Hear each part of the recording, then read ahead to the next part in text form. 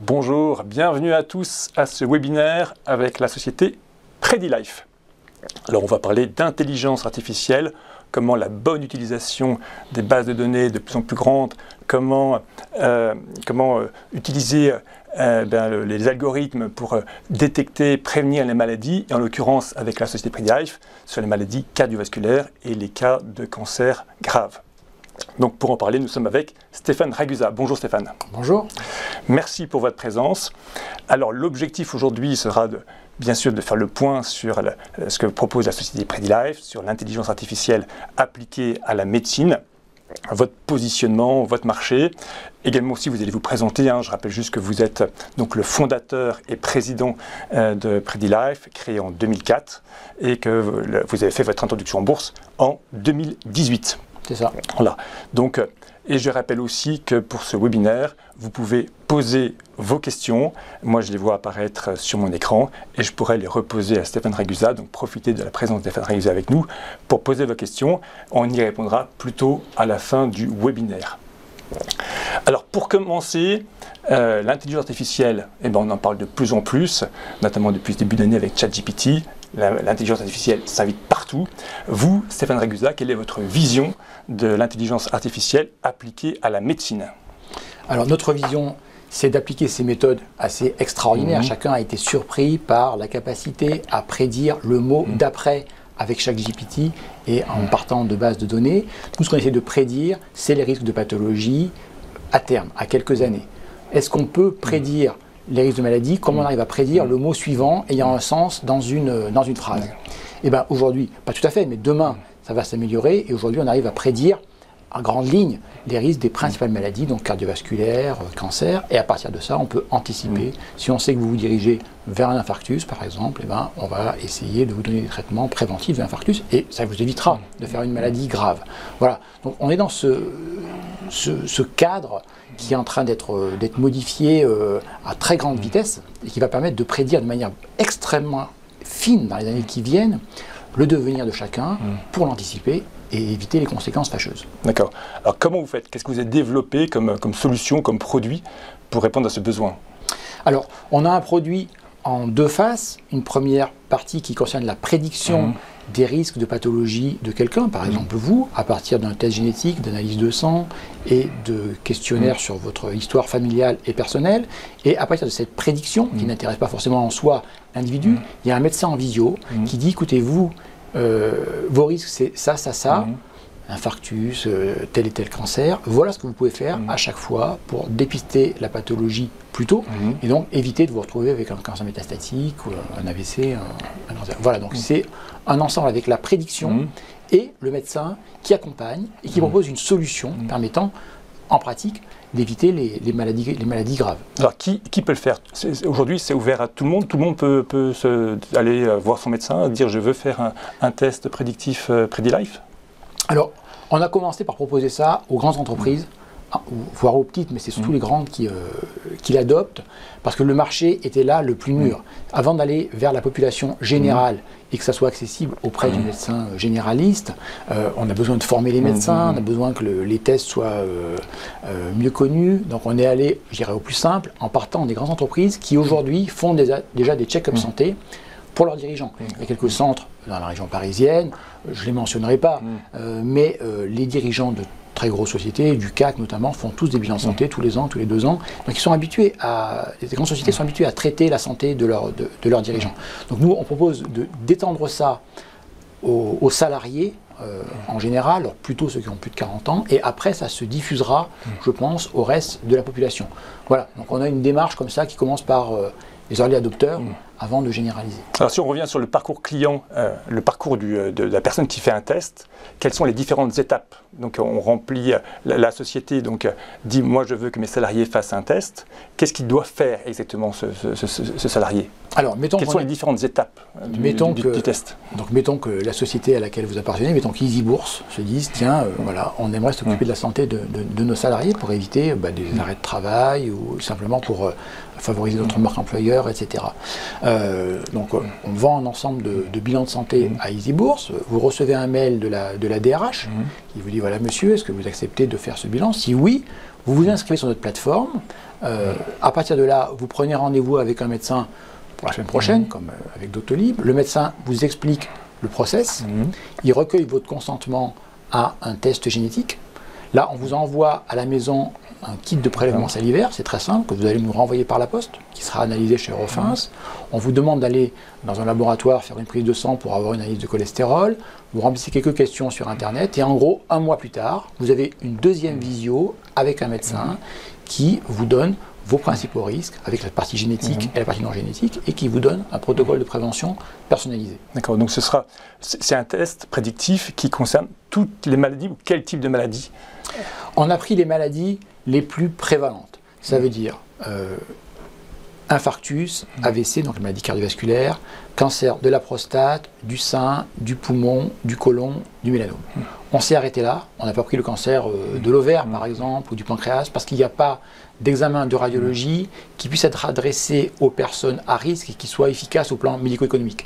Quand je vous ai pris les 6 maladies là, les plus prévalentes, on a la moitié des causes de décès, en gros. Voilà. Et donc il y aura donc une probabilité, le rendu exact c'est une probabilité de se dire attention, vous avez 20%, 30% d'avoir tel type de cancer, donc allez faire des examens plus précis pour... quel est le rendu exactement une fois que l'échange est fait avec le rendu, médecin? C'est le protocole. Ouais. Vous avez un risque, mais surtout vous avez un protocole. Donc on a beaucoup proposé ça en matière de cancer du sein. Donc les femmes, elles ont un risque de cancer du sein qui peut être élevé, mais le chiffre en soi n'a pas d'intérêt pour elles. Ce qui est intéressant, c'est de savoir est-ce qu'elles vont faire des mammographies à partir de 40 ans, 50 ans, une échographie, voire une IRM. Donc là, on repart avec un accompagnement personnalisé et en fait c'est rassurant. On ne part pas avec un risque anxiogène, on part avec un protocole adapté à un profil de risque. D'accord. Et ce test prédictif, qui le réalise exactement? C'est-à-dire qu'il y a, vous avez parlé d'un test salivaire, d'un test sanguin. C'est vous qui le faites? Comment ça se passe? C'est vos équipes en interne? Alors, on fait converger 3 volets. Donc l'analyse de sang, l'analyse génétique, les questions. Et à partir de ça, c'est nous, avec nos algorithmes. Et ces algorithmes sont appuyés sur des bases de données de plus d'1 million de personnes auxquelles on a eu accès. À partir de ça, c'est nous qui fournissons la probabilité. Et ce sont aussi nos médecins qui sont formés, qui donnent les protocoles de prévention. D'accord, alors justement sur ces bases de données, comment vous y avez accès? Est-ce qu'elles sont exclusives? Est-ce que vous les enrichissez? Comment vous gérez aussi, j'imagine, les questions de RGPD? Ce sera aussi un point aussi intéressant. Voilà, donc 2 questions en une. Oui, alors... les données auxquelles on a eu accès, c'est des bases de données académiques. Ça veut dire qu'il n'y a pas de base de données, je dirais, du privé dans le monde permettant de suivre des personnes saines jusqu'à leur maladie. Vous avez des bases de données de malades que l'on suit dans les hôpitaux, mais pour suivre des personnes saines et constituer un historique, en fait, c'est réservé au secteur académique. Donc en France, c'est l'INSERM, ou c'est d'autres universités dans d'autres pays. Ça va être Cambridge ou Harvard aux États-Unis. Donc ces bases de données sont publiques, au sens secteur public. Et en fait, elles sont assez difficiles d'accès. Moi, j'y ai eu accès quand j'étais prof à l'université. J'avais accès à ces bases de données. Et la loi française permet à des chercheurs du public de créer des entreprises en maintenant leurs droits. Et donc comme ça, on a eu accès à des bases de données donc, du secteur académique de manière sécurisée avec un aval de la commission de déontologie. Donc on a eu un accès qui n'est pas exclusif en droit. C'est-à-dire qu'en droit, d'autres personnes pourraient accéder à ces bases de données. Mais en pratique, pour être clair, si vous n'êtes pas de la maison, c'est très difficile d'avoir accès à ces bases. On nous objecte toujours le fait que Google fera mieux, plus vite, plus fort, plus efficace. Mais si un chercheur du public contracte avec Google pour fournir des bases de données, ce sera très mal vu et sa carrière est fusillée. Donc en pratique, il y a très peu de monde qui a pu avoir accès à ces bases de données. Donc ça nous permet de faire la prédiction. Maintenant, la deuxième question, c'est la RGPD. Quand on propose les bilans de santé à des personnes, à vous par exemple, tout est soumis aux normes, effectivement, RGPD, CNIL, au secret médical. Donc en fait, hors du colloque singulier avec le médecin, personne n'a accès aux résultats, en particulier pas l'employeur ou l'assureur. D'accord. Donc votre objectif, j'imagine, sera de vendre le maximum, à plus grande échelle possible, vos tests prédictifs. Donc votre stratégie, c'est d'utiliser les entreprises pour ça. Alors, peut-être 2 questions. 1, quel est le chiffre d'affaires? quelle est votre simulation de coût pour un test prédictif? Et deuxièmement aussi, comment vous allez, vous avez déjà évoqué tout à l'heure les entreprises, mais comment vous allez, quel va être votre objectif à 1 an, 2 ans, 5 ans, 10 ans de nombre de tests prédictifs et auprès de quelles entreprises? Est-ce que vous avez déjà aujourd'hui des clients entreprises qui vendent vos tests? Oui, on a déjà des clients entreprises. Alors certains ont accepté qu'on communique leur nom, donc je le donne. Je peux citer par exemple TF1, et on a d'autres filiales du groupe Bouygues qui l'ont pris. TF1 par exemple, ils acceptent volontiers que l'on communique, ils sont dans les médias, ils ont été ravis et ils ont pris ce bilan pour donc une centaine de leurs salariés, hommes et femmes, ça a très bien marché.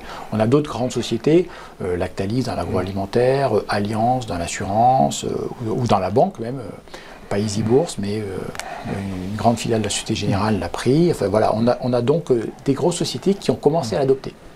C'est une offre qu'on a lancée en fait assez récemment, parce qu'avant le Covid, la visio était très peu pratiquée, et donc c'est seulement depuis 2 ans que l'on peut vraiment déployer ce service pour des salariés, où qu'ils soient en France. C'est un service qui est totalement disponible, accessible, où que l'on soit. Avant, il fallait aller dans des centres particuliers, donc c'était difficile à généraliser. Donc on a commencé à lancer ça il y a 2 ans, en pratique un petit peu plus d'1 an. Donc on a vendu 1 millier de ces bilans aujourd'hui. Donc les grandes entreprises font un test pour 100 personnes avant de le généraliser après. Donc c'est vraiment le démarrage aujourd'hui. Donc en termes de chiffre d'affaires, on vend ces bilans entre 300 et 600 euros selon les pathologies que l'on prend, si on n'a que le cancer du sein ou si on prend un bilan de multipathologie. Là-dedans, vous avez entre 1 heure et 2 heures avec un médecin en visio. Donc ça permet quand même d'avoir un service de très bonne qualité et les patients sont ravis de ce qui leur est offert. Voilà, donc c'est vraiment le démarrage aujourd'hui. Donc en termes de chiffre d'affaires, c'est non significatif, je dirais. En termes de perspective, là je laisse chacun en juger. Mais nous, on a fait des études, 80% des salariés disent qu'ils sont intéressés. Donc à quel horizon de temps on touchera 1%, 10%, 80% des salariés? C'est ça qui est difficile à estimer. Le marché est gigantesque, le niveau de risque est très faible, mais ce qui est assez incertain et souvent un peu décevant, c'est la vitesse. Voilà. Est-ce que la pente va être comme ça, comme ça? Ça peut aussi avoir des effets d'accélération brutale. À un moment, les consciences sont mûres. C'est comme avec le ChatGPT. Ça ne marchait pas suffisamment bien, ça marche juste ce qu'il faut et paf, tout le monde adopte. Donc je pense qu'il va y avoir la même chose. Voilà. À un moment, ça va prendre. D'accord. Et vos simulations, j'imagine que vous avez dû bâtir des simulations pour vous dire on vise 100 000, 200 000, 1 million, 2 millions de tests à l'horizon 5 ans, 10 ans. Vous avez quelques projections? Nous, on constate qu'on double notre chiffre d'affaires tous les ans. Là, voilà, sur des petits chiffres. Donc peut-être que la vitesse naturelle, c'est de doubler. Mais peut-être que et déjà, voilà, ça, quand on double à chaque fois, ça fait beaucoup. C'est la fameuse parabole du jeu d'échecs, voilà, et des graineries. Donc ça peut déjà faire beaucoup. Mais donc est-ce qu'on va toucher? Nous, on vise au moins 1 million de personnes. Je dirais 1 million de personnes en Europe, c'est 1% des salariés, c'est très faible. Toucher 1% des salariés en Europe, c'est rien du tout. Et c'est 1 million de personnes. Bon, c'est dans combien de temps ça? 5 ans, 10 ans? J'ai du mal à le dire. Est-ce que vous avez des contraintes réglementaires ou est-ce que, au contraire, par exemple, on peut des contraintes de la part de l'administration de la santé, ou est-ce que, par exemple, la sécurité sociale pourrait rembourser votre test? Est-ce que c'est des démarches que vous avez initiées? Oui, alors la sécurité sociale rembourse pour 60 millions de personnes ou pour personne. Donc, avant qu'on rembourse pour toute la population française, il faut beaucoup de temps, il faut beaucoup d'études. Donc en France, étant donné qu'on a un système qui est unique, universel, la réactivité est assez faible par rapport à des systèmes où vous avez un Länder en Allemagne, un canton, une assurance privée, etc. Donc je pense que la sécurité sociale remboursera un jour ça. On parle beaucoup de prévention, tous les ministres parlent de prévention, c'est l'avenir. Mais aujourd'hui, c'est pas à court terme. Je pense que notre schéma de déploiement, c'est les salariés de grandes entreprises, puis les moyennes, les petites, et après, ça sera généralisé comme ça, de haut en bas, avec un schéma d'adoption d'innovation qui est bien connu dans plein de domaines. D'accord. Est-ce qu'il y a malgré tout des particuliers qui demandent Est-ce que moi, si je veux faire un test, je peux demander en tant qu'individu particulier? Oui, je pense qu'on va lancer une offre pour les particuliers. Parce qu'effectivement, on a une demande, on va lancer une offre pour les particuliers. On a été au plus facile. Parce que commercialement, c'est plus facile d'aller adresser aux entreprises. Et aujourd'hui, vos clients remboursent 100%, prennent en charge 100% des tests? Par exemple, le TF1, par exemple, ou... TF1 100%, il y en a qui remboursent en partie. On est place Vendôme ici, il y a de grandes marques à côté, il y en a une par exemple qui est très bien cotée au CAC, qui a remboursé en partie seulement. Voilà. En gros, c'est au moins la moitié, mais parfois, en général, entre moitié et 100%. D'accord. Donc on a évoqué tout à l'heure un peu le marché. Hein. Manifestement, vous êtes plutôt sur le marché européen. C'est ça, oui. Dans un premier temps. Par pathologie, est-ce qu'il y a des tests par pathologie ou le test reste global? Vous avez évoqué tout à l'heure un test spécifique pour le cancer du sein. Donc, oui, nous on est très en pointe sur le cancer du sein. C'est un vrai sujet parce qu'on n'est pas forcément au courant que le cancer du sein touche beaucoup de monde, mais surtout jeune. On fait souvent une analogie entre le cancer du sein et le cancer de la prostate. C'est-à-dire que vous avez le même nombre de morts chaque année en France par cancer du sein et par cancer de la prostate, mais pas du tout au même âge. Le cancer de la prostate, c'est un âge au décès de 83 ans. Donc le nombre d'années de vie perdues est très faible. Pour le cancer du sein, l'âge moyen au décès, c'est plutôt 60 ans, et quelques 62 ans. Donc le nombre d'années de vie perdues est beaucoup plus important. Je vous donne encore un chiffre pour justifier le fait qu'on s'occupe du cancer du sein. C'est-à-dire que vous avez aujourd'hui 10 000 cancers du sein avant 50 ans. Donc c'est quand même des femmes relativement jeunes, et vous allez avoir 1000 décès chaque année en France de cancer du sein avant 50 ans. Donc pour une maladie qui peut être facilement prévenue, évitée, dans ses conséquences graves, si elle est dépistée tôt. Voilà, alors qu'en matière de cancer de la prostate, vous avez 10 décès chaque année en France avant 50 ans. Donc, vous n'avez pas à vous inquiéter.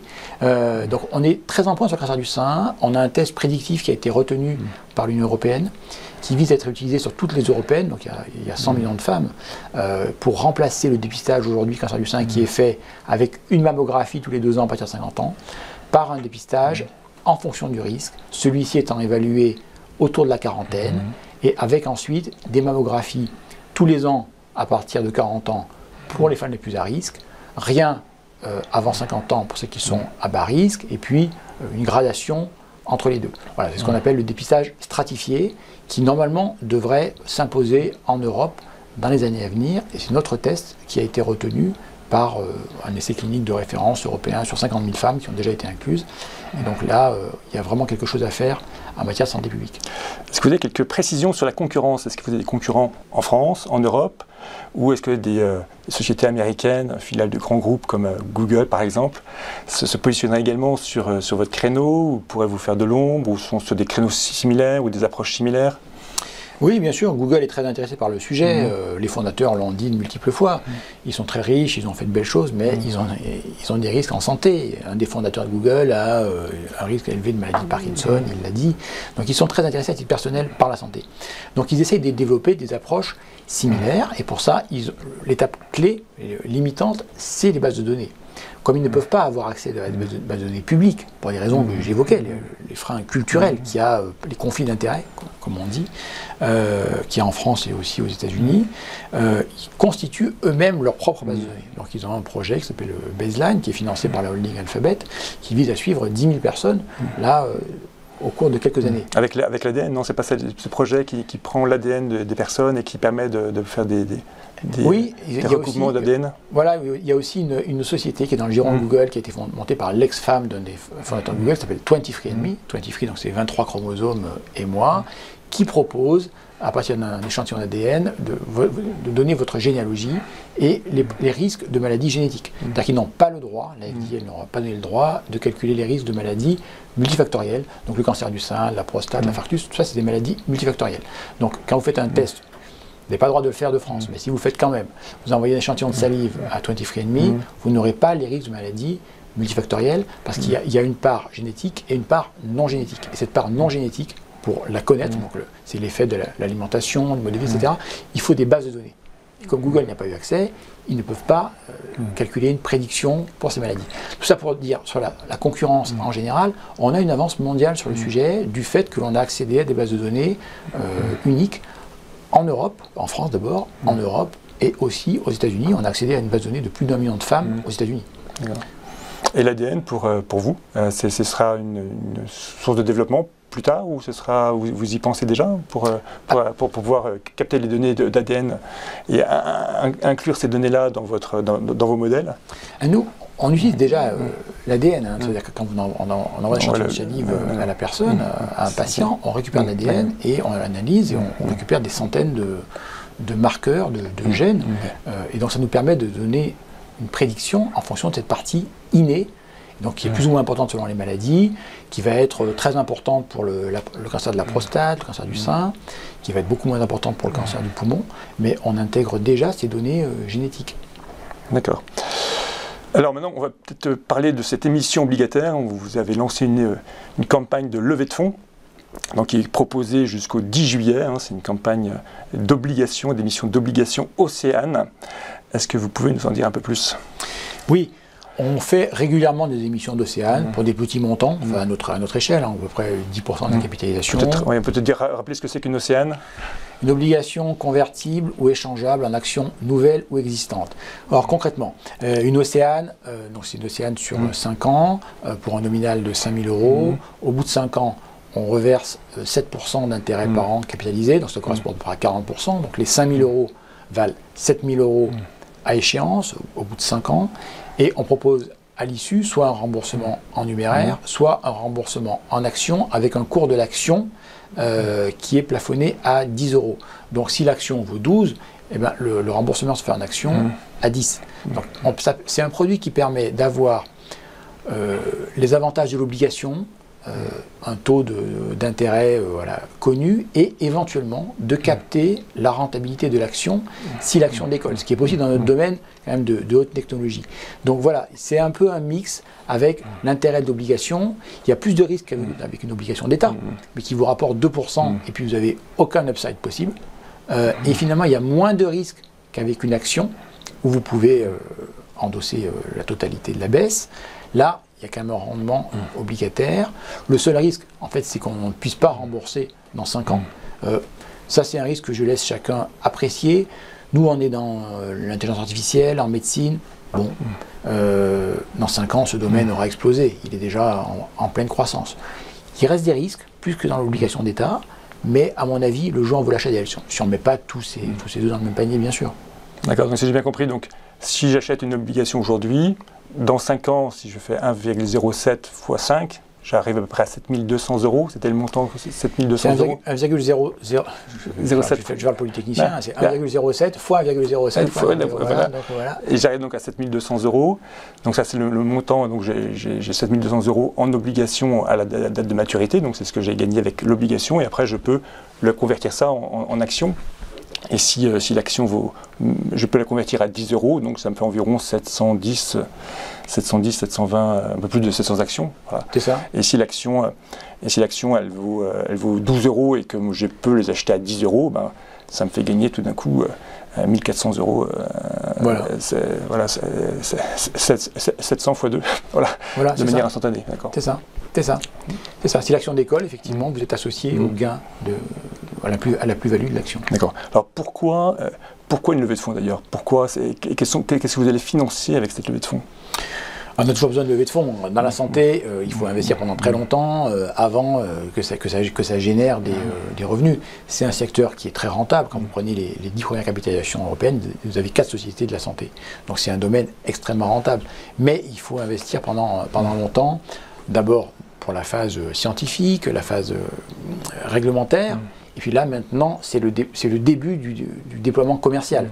Donc il faut investir pour évangéliser le marché, comme on dit. Donc il faut faire du marketing, payer des commerciaux et surtout financer le cycle de vente.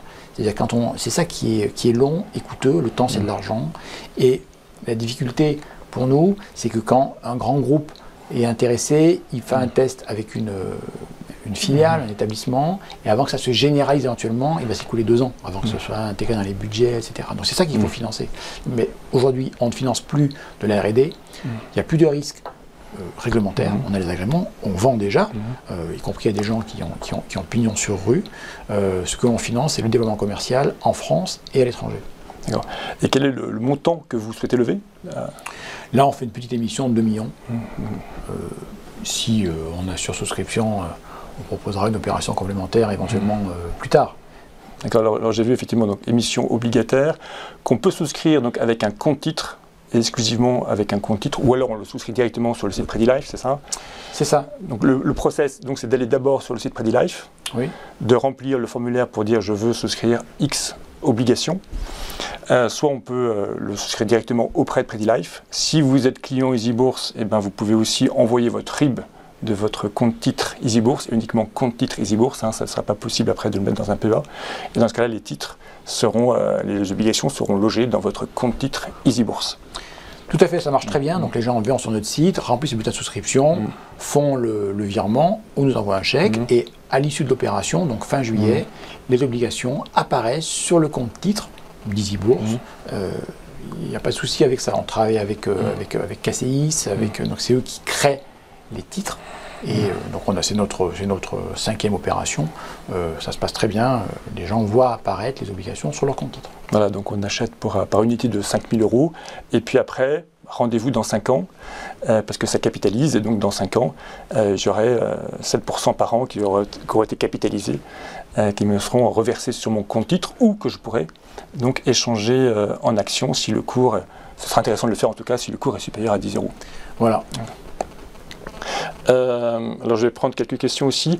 Si jamais, alors je crois que je viens de répondre à cette question, si jamais je souscris à cette obligation, est-ce que je peux céder mon obligation dans quelques mois? Alors non, aujourd'hui on n'a pas organisé de liquidité. On ne fait pas coter les obligations sur Euronext, on pourrait le faire. On ne l'a pas fait cette fois-ci, éventuellement on le refera une fois ultérieure, mais je dirais aujourd'hui non. Donc effectivement, c'est un investissement qui est pour une maturité longue. Donc effectivement, c'est pour ceux qui investissent avec de l'argent qui n'ont pas besoin à court terme. Donc. Tout à fait, effectivement. C'est pour des particuliers qui ont une poche dont ils n'ont pas besoin pendant quelques années. Il ne faut pas investir, encore une fois, tout son argent sur ce type de produit. Mais je pense que si vous mettez 10 ou 20% à 5 ans, c'est intéressant. Voilà. Alors, autre question, quelle est la structure de l'actionnariat aujourd'hui de PreadyLife? Alors, moi, il me reste 40%. Il y a 2 particuliers qui ont mis 3 millions chacun à différentes phases, qui ont 10 et 20% à peu près. Et après, on a des particuliers qui ont mis toutes les sommes, donc il y a à peu près 30% de flottants. D'accord. Et après aussi une autre question sur les salariés de PreadyLife. On veut en savoir un peu plus où vous êtes situé en région ou pas, et quels sont vos types de salariés. Vous avez des data scientists certainement, des ingénieurs, pourquoi pas des médecins, je ne sais pas. Oui, on a 4 médecins. Alors, où est-ce qu'on est situé? Nous, on a commencé à l'Institut Gustave Roussy, qui est un centre anticancéreux très connu pour les gens qui sont dans la région parisienne. Donc, c'est un des 2 grands centres anticancéreux de l'Île-de-France. Aujourd'hui, on a pris des bureaux à Saint-Cloud, à côté d'un autre centre anticancéreux qui est l'Institut Curie dans son antenne de Saint-Cloud. On a 25 salariés, donc il y a 4 médecins qui sont en première ligne et qui sont les seules personnes que les clients, les patients voient. Après, on a 6 ou 7 personnes qui sont en amont sur la data science et puis sur le site internet, parce qu'il faut que ça soit facile à utiliser, sécurisé, etc. De l'autre côté, on a 8 personnes qui sont en marketing commercial, et puis on a des personnes qui sont au milieu, qui vont s'occuper du droit, de la qualité, parce que c'est des sujets extrêmement sensibles pour nous, et on essaye de respecter, et je crois qu'on respecte la réglementation. Voilà, l'ensemble des salariés. D'accord, donc avec un programme de recrutement de commerciaux assez important, avec notamment ces 2 millions d'euros que vous levez. Oui, je pense. Oui. On a lancé des annonces de recrutement de commerciaux. On va essayer de recruter des commerciaux, effectivement. D'accord. Alors je vais juste prendre encore quelques... N'hésitez pas à poser vos questions. Hein. Donc il y a quelques questions. Alors je pense qu'on a répondu à pas mal de questions. Notamment, est-ce que l'employeur prend en charge 100%? Vous avez répondu. Hein. Aujourd'hui, TF1 prenait en charge 100% des tests actuels. Après, ça va évoluer. Sur la concurrence, vous avez déjà fait un peu le panel. Donc, vous avez dit aussi que vous aviez été particulièrement développé ou vous aviez particulièrement avancé sur le cancer du sein. Est-ce qu'il y a une autre pathologie, un autre cancer sur lequel vous allez aussi axer en particulier vos efforts? Nous, pour l'instant, on s'adresse aux salariés, donc qui ont moins de 60 ans, 64 ans peut-être. Donc le seul cancer important dans ce groupe d'âge, c'est le cancer du sein. L'autre maladie qui est importante pour les salariés, c'est la cardio. Voilà, donc faire une prévention cardiovasculaire quand vous avez 40, 50, 60 ans, c'est très intéressant. Donc on va développer une offre assez poussée en cardio pour regarder si vous avez des plaques d'athérome au niveau de la carotide pour éviter un AVC ou au niveau des coronaires.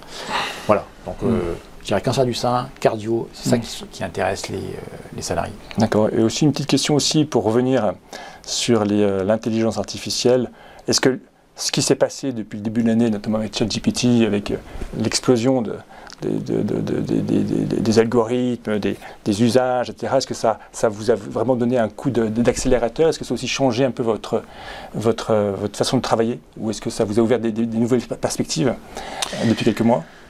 Oui, on va rajouter un volet ChatGPT pour que les personnes puissent poser leurs questions en fonction de leurs données et mieux comprendre, avoir des réponses. Ça ne remplacera pas le médecin, mais ça peut le compléter.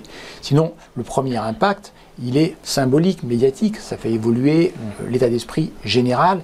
Et quand on a une offre nouvelle, c'est ça qui est limitant.